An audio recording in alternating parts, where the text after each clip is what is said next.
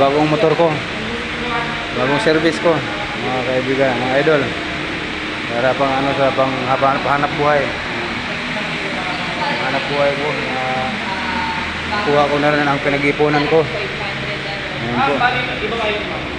Itong trip, ma'am, gusto mo natin yung gano'ng malayo na takbo. Trip ma'am, same lang din.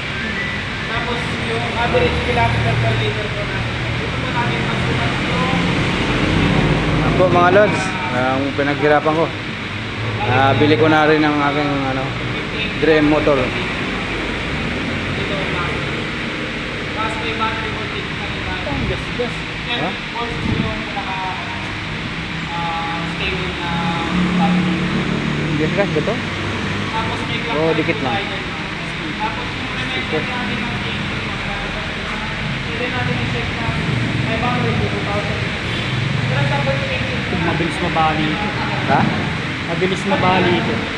Ako alam ko may bakal dyan. Ito, binibili na. Bili-bilihan ng bakal? Ano po? Bagong motor, new motors! Dream motor, yan na. Nabili ko na po ng halagang naayon sa kanyang presyo.